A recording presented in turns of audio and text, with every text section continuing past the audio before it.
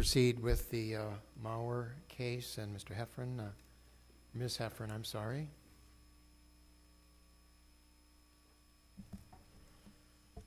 May it please the court, Mr. Koller, I'm here today to talk about alimony.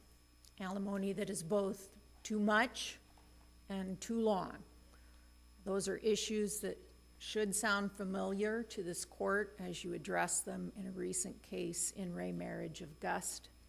To the extent that Gust is implicated in the Mauer case, I'm going to be asking you to limit your holding in Gust, both as to when alimony should be ordered for a lifetime, as well as the trial court and Court of Appeals reliance on use of the double AML guidelines. I first of all want to talk about alimony that is too much.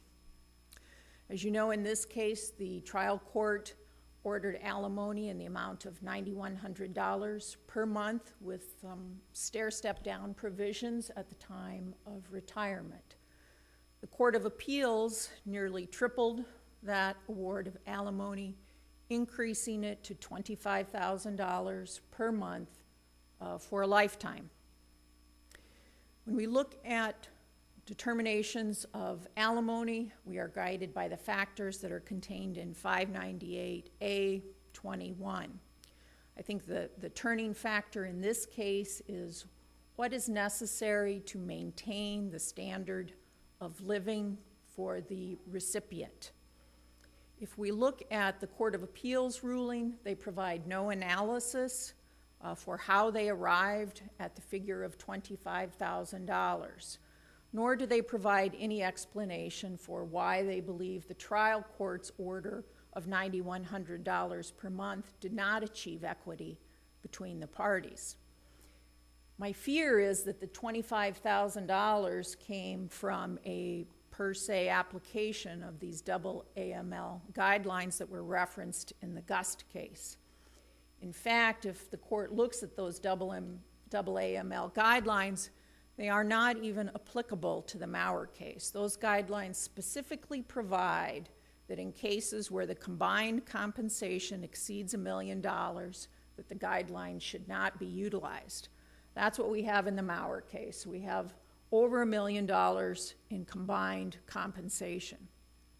I also think application of the double AML guidelines should not have been used in this case because there was no consideration by the Court of Appeals as to the debt obligations that were awarded to Dr. Mauer by the trial court. Keep in mind that when you review the asset and debt allocations at the trial court level, that Ms. Mauer received what are the premier assets. She received liquid investments, she received cash, she received, by contrast, very little debt. What she received was a nominal credit card debt of less than $5,000 and the mortgage on her house. Those were the only two debts awarded to her. By contrast, Dr. Mauer was awarded to be the risky assets, those that were dependent upon him continuing to work, those that were heavily loaded with debt. Not only did the court order him to pay $1.4 million in personal debt, but the court also took into consideration that there was substantial corporate debt. I think the record shows in excess of $6 million that he had personally guaranteed. I think the trial court did what we expect our courts to do, which is to start with an analysis of what is needed to maintain that standard of living. The trial court went into great detail to try and figure that out. Ms. Mauer has the burden of proving what her standard of living was. She submitted an affidavit of financial status showing monthly expenses of $23,000. Both the trial court and the Court of Appeals found that information to be unreliable and unhelpful. She included numerous expenses that she wasn't paying, and she exaggerated others. The trial court then went on to try and determine what was the evidence with regard to what she needed and looked at what it took to maintain her lifestyle during the pendency of the proceedings. I submit to this court that was the best evidence in the record as to what she needed. The only other information provided by Ms. Maurer as to her living expenses was Exhibit HH3, and it showed in 2011, 2012, that the family spent between $27,000 and $28,000. That, however, was for the support of a family of 6, including children in college or other subsidies for adult children. Therefore, I don't think that provides any guidance as to the appropriate amount of support. So the trial court correctly concluded that it would take somewhere between $11,000 and $12,000 for her to maintain her lifestyle, took into account the tax considerations, and arrived at the figure of $9,100. Heffern, one thing that occurs to me is if the AAML, that law review article, they seem to be talking about just a differential of income, but 598.21a requires courts to consider more than income. You have to consider, for example, the property distribution between the parties. And it does appear that Ms. Maurer received a lot of liquid assets that could have been used to sustain her prior lifestyle. Is that correct? Yes, I would agree with that. I think, you know, the problem with the AAML guidelines is they eliminate consideration of all these other factors that are set forth in our code. I know that there's a committee looking at perhaps adopting some guidelines, but until we have the report from the committee, I would submit to the court that the factors set forth in 598.21a should continue to be the paramount considerations, and we should move away from any sort of per se implementation of those AAML guidelines. I know that the Court of Appeals has been routinely using those in cases after Gust, and I think it's moved us away from the appropriate factors and into some sort of per se formula. And I think, you know, our case law says that Ms. Maurer is entitled to enough alimony to sustain a comparable standard of living until she can become self-supporting. But when we talk about the comparable standard of living, we also have to look at Dr. Maurer's standard of living. And the Court of Appeals has used lifestyle interchangeably with standard of living.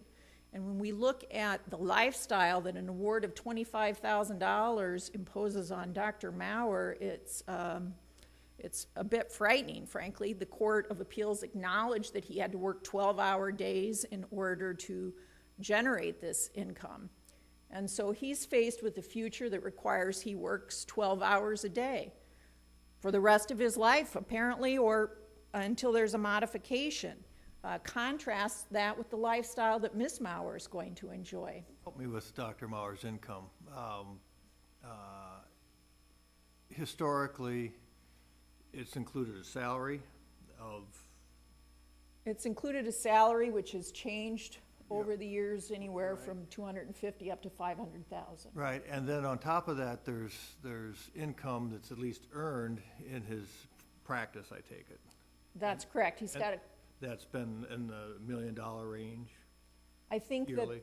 that the gross income has ranged anywhere. Well, I think it's set forth in some of the briefs, but the combined income of wages and dividends in the years prior to the marriage was maybe 1.2 to 1.4. I think the best evidence with regard to what his income was going to be going forward was in the $1 million range, and that's both, I think, what the trial court and the Court of Appeals, but that would be a combined wages and dividends. So that's the total amount of income he has from which to pay not only the spousal support, the child support, college expenses, health insurance, but he's also got to service some of this personal debt. And I think at the amount of alimony entered by the court, that he ends up living on less once he services the debt. Keep in mind that he's also obligated to service the Pinnacle property debt until it's sold, and all that all of the maintenance with regard to that. Can I interrupt you for a second on that $1 million? Is that pre or post-tax? That would be gross. So you gotta take the taxes out of it too, then? Right, I mean, I've done a bit of a calculation. I think what you do is you start with that $1 million of gross income. You then subtract the $300,000 in alimony, because that comes off before taxes. Carol's expert said he's going to be at a combined rate of 40%, which would mean taxes of $240,000 annually. Dr. Maurer then has to pay another $31,176 a year for child support for the one remaining minor child. The expenses for Pinnacle Prairie, as set forth in Exhibit HH3, are about $69,000 a year. He has to pay the Divine Spa loans, which Exhibit 61 has at almost $81,000 a year. Then his other personal loans, as set forth on Exhibit 61, is a little more than $31,000 a year. By the time you deduct all of that, he's left with about $12,300 per month. And then he still has to pay the health insurance, the uncovered medicals, and the children's cars, registration, college. He's left with very little, and that's after working 12 hours a day. As I read those guidelines, it talks about the figures you start from are the same figures you use for child support. You don't use gross income. And nobody's done that calculation anywhere in the record here. I'm sorry. As I read those guidelines, it talks about, you know, when you do the income sharing, you do it based on what the income would be for child support, which you take out the taxes, you take all that stuff out first. And I didn't see the Court of Appeals do any of that. No, I didn't either, and they didn't, in fact. They just referenced that the $25,000 was in line with those AAML guidelines, although I didn't think it was clear from those guidelines exactly how they would be implemented. And I know... I think it's clear. Let's just cut through it. The guidelines weren't adopted in GUST. There's a footnote in GUST just saying that they happen to provide, if you took the payments that were made in GUST, they were consistent with the guidelines. That's all the footnote says. Right, and that's why I'm here. I think it's gone too far. You are absolutely right in that we look at the long-term lifestyle. We try and balance, and we try and we recognize the 27-year marriage, et cetera, and all this. But I think that this is a red herring to be talking about the guidelines. So what you really need to talk about, and you're starting to, I think, is the real equities of the situation and maintaining her lifestyle as best we can. I mean, maybe they're both coming down a little bit. That's often happens in a divorce setting because the assets aren't enough. We understand that. And if they're both coming down, they ought to both come down equitably. But I think this worrying about I wouldn't frankly worry so much about the guidelines as I would the equities of the situation. Okay, good, I feel better. I will move on to the equities of the situation. I think you can do the same sort of a mathematical calculation with regard to Ms. Maurer and what she can live on. She'll have not only the $9,100 per month, but she has the ability to earn. Don't forget, she's got an MBA, has some additional education in the area of massage. Do you have any expert testimony on her income capability? We have her undisputed testimony which was if she worked full-time, she could make between $33,000 and $38,000. In addition to that, we have her expert's testimony that she could earn a 4% return on the cash investments which she received, which exceed $8,000. She also will be receiving child support in excess of $30,000 per month. See a question on with regard to Ms. Maurer and her resources. Does the record indicate when the mortgage is paid off? Because I did see in the record it's a $400,000 mortgage, more or less, and then it says that the all-in payment is $6,000, so which suggests to me maybe something in the vicinity of $5,000 of that goes toward the mortgage. The rest would be taxes and insurance. That strikes me. You're going to be paid off within some period of time, 7, 8 years, something like that. Does the record indicate that? I don't think there's anything in the record about when the mortgage will be paid off. I think you can do sort of the mathematical calculation you've done to assume that it would be in short order. But she's also got substantial cash. If she wants to reduce that mortgage at any time and cut her monthly payment in half, she can, or she has the option to sell it. I think the case law says that simply because she chooses to stay in a very expensive home shouldn't form the basis for her alimony.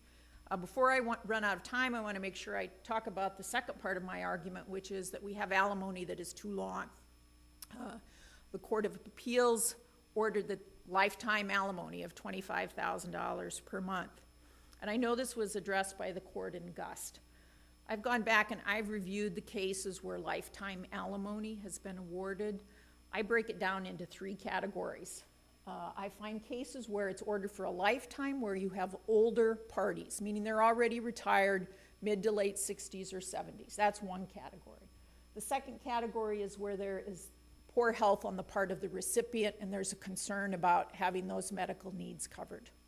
The third is the Gust case, where there are limited resources, either as to income or assets, and there's a concern by the court as to whether a recipient will be provided for in their retirement ages. Those are the 3 categories. I'm asking you to limit Gust to those 3 types of cases.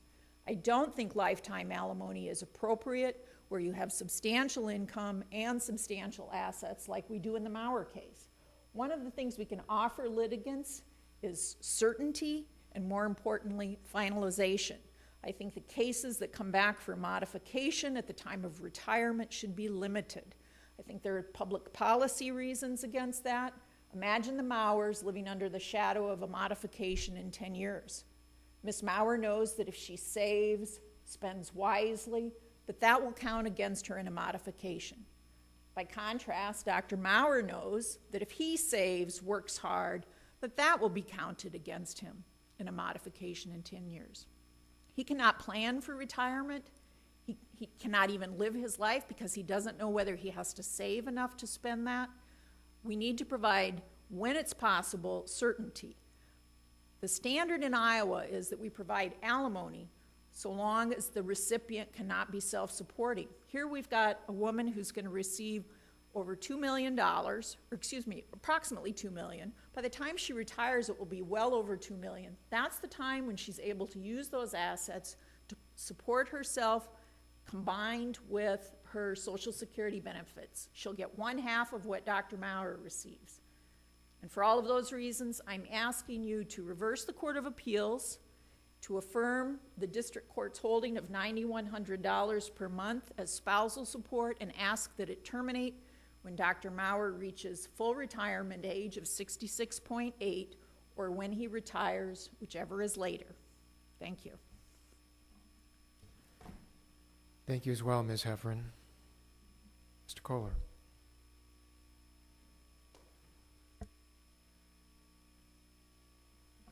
May it please the court, counsel. This is a case about dividing assets and income between former spouses, and there are 2 approaches to analyzing the division of assets and income in this case. Those approaches reflect the interplay between a spousal support award and a property settlement when income is generated from a closely held business. If this court, like the Court of Appeals and the District Court, chooses to value Cedar Valley Ophthalmology and Maurer Vision Center using the net asset approach, then all of the income generated by those entities must be considered for purposes of the spousal support determination. The District Court failed to achieve equity with respect to property settlement and with respect to spousal support. The Court of Appeals achieved equity by increasing the spousal support award, but it failed to secure the spousal support award via life insurance or some other security mechanism. And I'll address that later in this argument. I would note that in trial of this case, in briefing of this case, and in oral argument before the Court of Appeals, we didn't have the benefit of the discussion and analysis in the Gust case. The Court of Appeals did. I think we argued this before the Court of Appeals 4 days before the Gust decision was entered. The Court of Appeals certainly applied the Gust discussion and analysis and cites the Gust decision in the outcome. Any suggestion that the Court of Appeals didn't take into account the statutory factors in addition to some of the more objective measurements when it comes to spousal support is off base. I mean, it's very clear in this case. It's a traditional spousal support case. I don't think anybody takes issue with that. It's a 28-plus year marriage, 4 children, an extraordinarily successful doctor, a committed wife, mother, and citizen of the community. There's a huge disparity in earning capacity. Both parties are in good to excellent health. Can I talk about the alimony award for a second? As I looked through these documents, it looked like you initially got awarded 18,000 and maybe 10 and 7 or something. That's correct. And then they moved to enlarge to get that reduced, but you didn't move to increase it. When you didn't respond and say, I want more than 18. I believe I indicated in the brief, Your Honor, that that initial award was at least arguably equitable. But you didn't ask for more than 18, and now the Court of Appeals gives you 25. Why shouldn't your ceiling be 18 and not the 25 the Court of Appeals gave? Because at one time you thought it was fair. It's sort of like, I think this is fair, but now I'm going to jump on the bandwagon because I got this fined and I should go higher. I mean, explain that to me. Well, Carol could have chosen to appeal the district court order even had those initial amounts remained. She could have reasonably taken the position that that would be better addressed on appeal than through a 1.9042 motion. The whole motion was over alimony. I mean, he said that the 18 was too high, and you didn't argue it was too low. You argued it was, I think you said minimally enough or something like that, but you said it was enough under these circumstances, and now you get this windfall at 25, and now all of a sudden it's not enough. That's what bothers me. We chose to address in post-trial motions the valuation issues, many of which were not adjusted on appeal. That didn't mean that the initial spousal support award wouldn't have been challenged on appeal. It's simply a reflection of the fact that we didn't consider that to be an issue that the district court was likely to reconsider. Following up on sort of, where Justice Wiggins was asking, even when you appealed, you only asked for $15,000 a month once your client reaches 66 and a half, and then $10,000 a month once Dr. Maurer reaches $10,000 a month. So now you have, perpetual lifetime alimony, or not perpetual, but lifetime alimony of $25,000. So you've got more than you even asked for on appeal, right? I don't know that it was more than was asked for on appeal. We asked for $25,000 per month on appeal. What we did is remain consistent with the step down that was initially articulated by the district court, but that was without the benefit of the Gust decision and without the benefit of the Gust analysis, which I believe is what the How does the Gust analysis change it? I mean, I think Justice Apple made it clear we didn't adopt those guidelines. So how does the Gust analysis change the amount? I'm not referring to the guidelines. I'm referring to the fact that the Gust decision made the traditional support obligation indefinite. Well, This was a modification case, and the trial court originally established traditional alimony for life. The trial court had already made that, and the question in Gus was, do we have a modification now in anticipation of retirement? So the barriers in Gust were higher because it was a modification action. In an original dissolution action, the district court might well kind of shape things a little differently than the posture in Gus. Do you see what I'm saying? I see what you're saying. My interpretation, Your Honor, of the Court of Appeals decision, and maybe I didn't say it or articulate it well in my prior comments, is that the $25,000 per month would remain in place until such time as more information could be known with regard to future circumstances including the retirement of Dr. Maurer.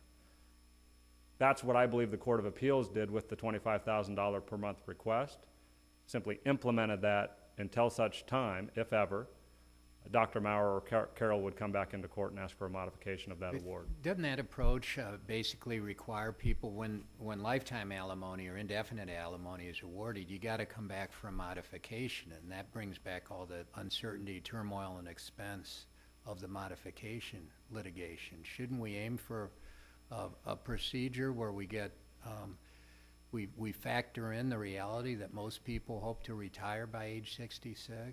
I would acknowledge that point, Your Honor. I think it's particularly challenging with respect to the burden in a modification as it relates to a substantial change in circumstances. I certainly won't argue that litigants don't like certainty. There might be a better way to do it, but there also is something to be said for the fact that we don't know the health of the parties 10 years from now. We don't know the state of the economy during the intervening period. Dr. Maurer's medical practices at some point, at least arguably, are going to be sold. And by Carroll's expert analysis, that's going to be for an excess of $5 million. That could have some impact on a spousal support obligation. So I certainly respect both the majority and the dissent opinion in Gust, and I acknowledge that there are practical and practice considerations, and certainly for those of us that argue these cases on both sides, those challenges can and should be addressed. With regard to the income between the parties, there's no doubt, it's even reflected in the statements of Dr. Maurer's counsel. The income floor here for Dr. Maurer is $1 million. I would suggest to you that the overwhelming evidence in this case puts it closer to $2 million per year. And that's a significant consideration to determining what an appropriate amount of spousal support is per month. Now, I think we can all acknowledge spousal support based on statutory factors and criteria is a subjective analysis. What I think the guidelines provide, and this was referenced in Gust, is a smell test, something to say, am I completely out of whack here with regard to this award? I think that same analysis applies in the Michael decision. In the Michael formula, 31% of the difference in gross income, or in this case, you take Dr. Maurer's income, you subtract Carroll's income, and you multiply it by 31%. That calculation really bears out the same product. And in this case, if you take the low range, that's $1 million for Dr. Maurer, and we've got plenty of data showing that his actual income just from CVO and MVC is $1.87 million when you add the net income and the wages together. But if you just say $1 million, and if you give Carroll $25,000 even though she hasn't made it before, under the Michael formula, that's $25,000 per month. It's nearly the identical result of the AAML guidelines. You start with $1 million, you pay taxes. You start, so $1 million if he's 40% tax, probably, right? At least 40%. Yeah, okay, so then we're down to 600, and then he's paying college tuition, I think, or no? There's no court-ordered obligation to pay college tuition. I think both of the parties are under voluntary All right. determinations with regard to what they contribute. Service. I mean, there's I mean, in the end, I think we're going to end up with, kind of balance sheets, and we're going to make the best estimates we can on income and the best estimates we can on expenses and so forth. But the total of 25 times 12, I mean, you can do the math, plus child support and so forth. Does it really, cash flow, I guess is what it comes down to. Can I address that, Your Honor? You all obviously can do the calculation. What I'm telling you is on the low range of the analysis, the calculation is Dr. Maurer's gross income after spousal support would be $700,000. That's 68% of available cash flow. Carol Maurer's gross income after spousal support would be $325,000. That's 32% of available cash flow. She's got to pay taxes on what she receives. He gets to deduct what he pays. If he pays $300,000 a year in spousal support, that's going to cost him 40 to 50% of the obligation. In other words, he's paying 50 or 60 cents on the dollar. That's a manageable figure for somebody that's earning between $1 million and $2 million per year. But the problem is he's earning $1 million or $2 million by being a physician. And in order to be a physician, he has to keep the property he's being a physician in. So he's going to have to service the debt to all those places in order to maintain that income. So he has to get some deduction for that, because without those facilities, he couldn't make the money. He couldn't pay 42 employees. He couldn't maintain the practice. So you can't just say, God, the guy makes $1.8 million, and you can't give him any deductions for the cost of making that money. I mean, and those are all factors we have to consider. And when you start taking those out, his income, according to the district court, at least in the motion for the motion to enlarge, bought his income was somewhere around $500,000. So, I mean, I guess you could do anything with these figures, and we could put anything on them, but the real question is, when you apply the factors under 598.21, I think that's the right section, how do those factors, forget the guidelines, forget the make, how do those factors get you to $25,000? Well, I want to address the debt servicing comments and related to your question, Your Honor. That argument is a red herring. The reality is his income on a net income basis is factored into when I say $1.87 million per year. For example, $3.6 million in debt related to Mauer land. That's included in his figure. Okay, that's the real estate that houses CVO and Divine Medical Spa. That's offset by income. You're deducting at least the interest on those loan payments to arrive at a net income figure. You're depreciating what should be or may exceed the principal payments, and you're receiving gross rents of $470,000 a year to pay annual payments of $360,000. The reality is, if you break it down, the personal debts assigned to Dr. Mauer were $450,773. The personal debts assigned to Carol were $403,632. When does that mortgage get paid off, according to the record? I don't know when the mortgage is paid off. I know that it's a number of years. It certainly isn't anything imminent. You agree with me that with a $6,000 a month payment, you're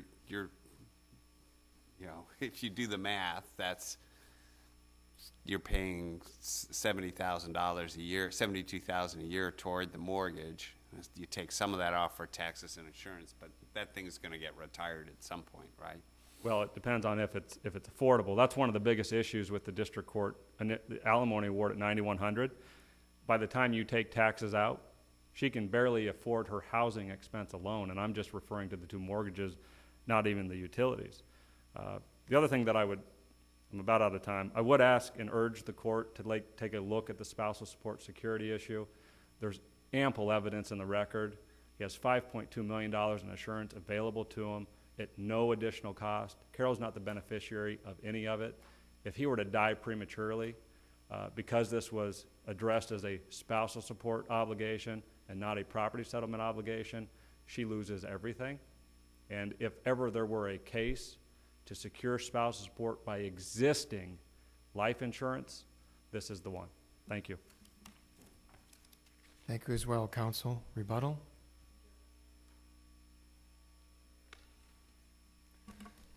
Just briefly with regard to the issue of life insurance, first of all, there is not more than $5 million worth of life insurance that is available to secure the alimony. The record reveals that most of the available alimony has been pledged to secure the Mauer land debt.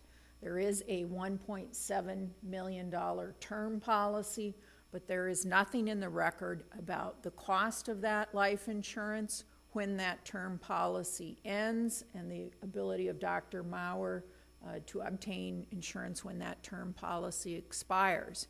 In the absence of that type of evidence in the record, there's insufficient information for the court to order any life insurance. Additionally, Ms. Maurer has not provided the required significant reason as to why she should have the alimony secured by life insurance. I also want to respond to Mr. Koller's arguments with regard to the income of $1 million being conservative. Mr. Koller bases that argument on historical information showing that the Maurers had been pulling down in years prior to the divorce somewhere between 1.2 and 1.4 million. That's combined wages and dividends. Keep in mind that he's going to be losing some of those dividends because half of the assets were awarded to Ms. Maurer.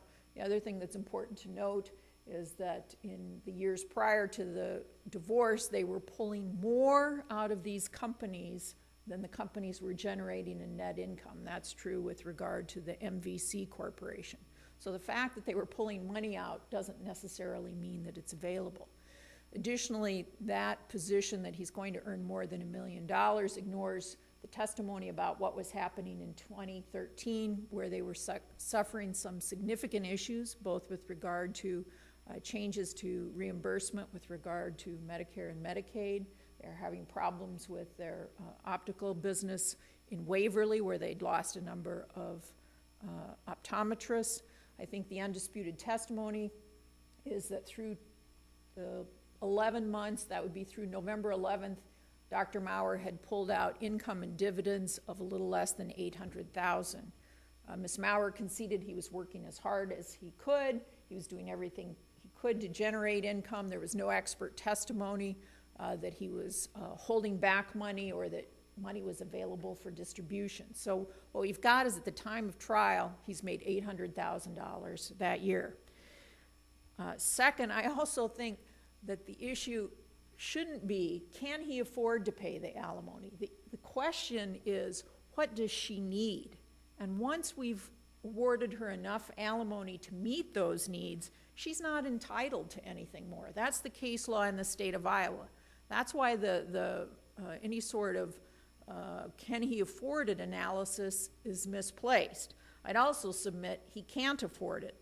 The suggestion that there is income to cover these debts is also misplaced. All you have to do is look at the 2011 and 12 return, and you'll see that Maurer Land, the example provided by Mr. Koller, has lost over $200,000 in the last 2 years.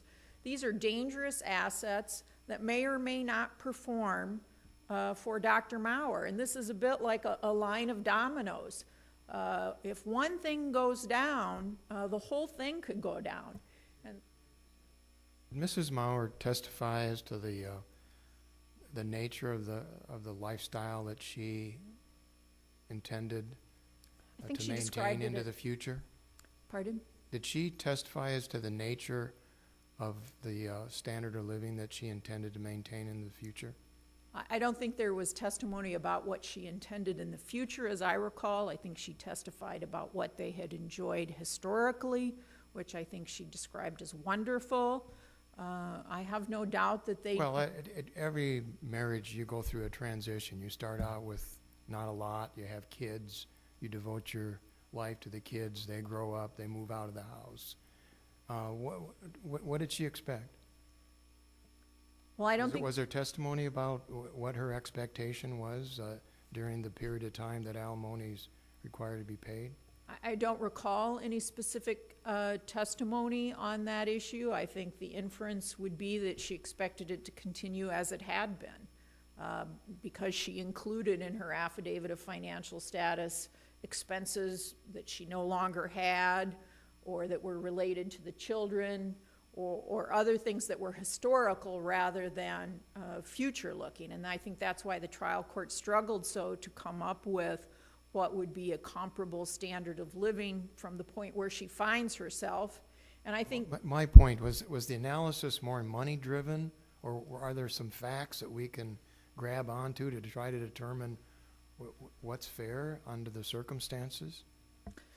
I don't think there was a good record developed as to what her expectations were. I think the case law says that a lot of times we do look at what the parties lived on historically in order to get a grasp on their standard of living or their lifestyle. And so I think her testimony and her evidence was limited to that sort of historical perspective. But I think that's sort of what gives the trial court, maybe to a certain extent, the Court of Appeals a bum steer, because things are changing. The children are older, and so maybe looking historically isn't always appropriate. And I don't think you can always take the historical cost and simply say that everybody gets to maintain exactly that same lifestyle. I'm thinking of the case of In Re Marriage of Fields, which was the next highest alimony award case I could find from 2010, and the award of spousal support was $14,000, even though the parties testified they lived on about $30,000 a month. So it wasn't as though you can just continue with that. Thank you, counsel. Thank you. The Mauer case is now submitted, and we'll hear the arguments in Wellmark.